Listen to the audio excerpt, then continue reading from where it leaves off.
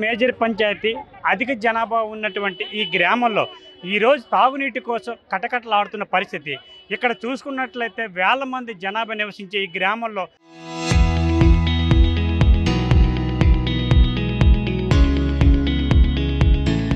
తాగునీటికి ఇబ్బంది అవుతుందంటూ ఈరోజు మహిళలంతా రోడ్డెక్కే పరిస్థితి కనిపించింది. మనతో పాటు ఈ మహిళలంతా ఉన్నారు. అసలు వాళ్ళ బాధ ఏంటి, వాళ్ళు పడుతున్న ఇబ్బందులు ఏంటి అనేది పాటు వాళ్ళ మాటలు ఒకసారి విందాం. అమ్మ చెప్పండి, ఈరోజు మీరు రోడ్డు ఎక్కవలసిన పరిస్థితి ఎందుకు వచ్చింది? ఏం కష్టం వచ్చింది మీకు? మాకు తాగడానికి నీరు లేవండి. మంచినీళ్ళు అయితే అస్సలు లేవు. కొలాయిలు అయితే ఇస్తాము అని అనేసి అంటున్నారు, కానీ కొలాయిలు ఇవ్వట్లేదు.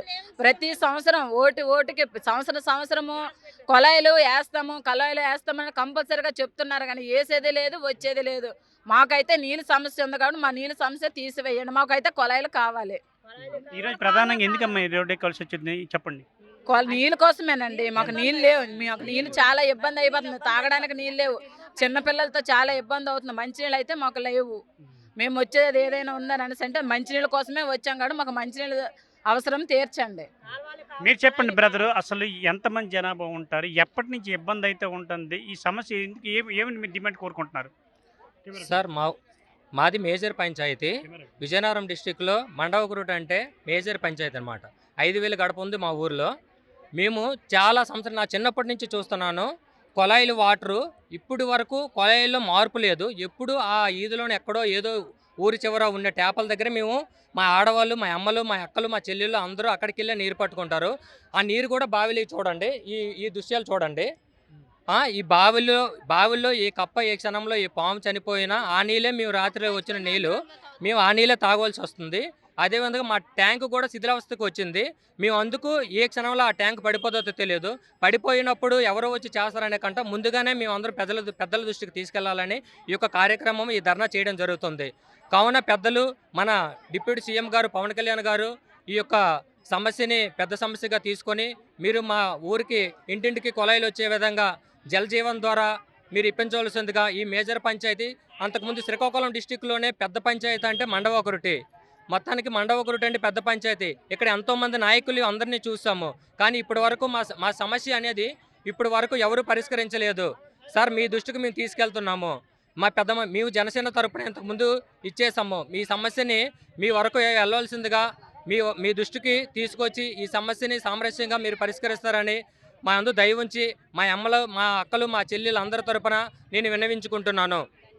మీరు చెప్పండి, అసలు ఎప్పటి నుంచి ఇబ్బంది పడుతున్నారు? నాయకులకి ఎవరికైనా చెప్పారు ఈ విషయం? చెప్పాం. ఓట్లేసిన కాంచి 10 సంవత్సరాల కాంచి బాధపడుతున్నాం. ఓట్లేసినప్పుడల్లా నాయకులు వచ్చినప్పుడల్లా మా కొలాయిలు వేయండి, వేస్తాం ఓటు, కొలాయిలు వేయండి, ఓటు వేస్తాం అని అన్నాం. వేస్తామమ్మా, ఎందుకేమి ఇంకో కొలాయి వచ్చింది వేస్తాము అన్నారు, కానీ మరి వేయలేదు. ఇప్పుడు కూడా బాధపడతాను. ఓట్లేసిన చేప కొలాయి వేస్తామంటున్నారు. ఆ ఓట్లు అయిపోయిన తర్వాత మరే కొలాయి లేదు, ఏటి లేదు. ఎక్కువ గడప ఎక్కువ ఇల్లులు ఉన్నాయి, వేయలేమనేసి వదిలేస్తాను. మీరు చెప్పండి బ్రదర్, అసలు ఎన్నాళ్ళ నుంచి ఇబ్బంది పడుతున్నారు, ఎంతమంది జనాభా ఉంటారు, ఈ రోజు ఈ రోడ్ ఎక్వేషన్ పరిస్థితి, మీ డిమాండ్ ఏంటి? చెప్పండి. గౌరవనీయులైన రాష్ట్ర ముఖ్యమంత్రి చంద్రబాబు నాయుడు గారికి, డిప్యూటీ సీఎం పవన్ కళ్యాణ్ గారికి, మండవకురుటి గ్రామ ప్రజలు, మహిళలు, పెద్దలు, చిన్నలు, పెద్దలు అందరూ వేడుకుంటుంది ఏంటంటే, మా గ్రామంలో గత 10 సంవత్సరాల నుంచి నీ ఇంటింటి కొలాయి వస్తుందని చెప్పారు, కానీ ఈ రోజు వరకు ఆ సమస్య తీరలేదు. మా ఊరిలో ఉన్నటువంటి ఒకే ఒక బావి ద్వారా ఒక ట్యాంక్ కట్టి దాని ద్వారా నీరిస్తున్నారు. ఆ బావి కూడా మొత్తం శిథిలావస్థకు చేరుకుంది. ఆ బావిలో కప్పలు, చేపలు, పాములు లాంటివి చాలా చేరుకున్నాయి. అవి అందులో చనిపోయిన అటువంటి నీళ్ళే మేము తాగుతున్నాము. ఆ తాగిన నీళ్ళ వల్ల వాంతులు, విరోచనాలు, జ్వరాలు లాంటివి వస్తున్నాయి. ఇలా ఎన్నో సమస్యలతో మా గ్రామ ప్రజలందరూ బాధపడుతున్నారు. కొత్తగా కొలాయిలు ఇస్తామని అందరూ వచ్చి చెబుతున్నారు తప్ప ఎవరూ దాన్ని సాధించట్లేదు. మా గ్రామ ప్రజలు, మహిళలు, ముఖ్యంగా మా అక్క చెల్లెలు ఎంతో బాధపడుతున్నారు. వీళ్ళు నీళ్లు సరిగా రాకపోవడం వల్ల కూలీలకు వెళ్ళాల్సిన వాళ్ళు కూలీ టైంకి వెళ్ళలేక ఇబ్బంది పడుతున్నారు.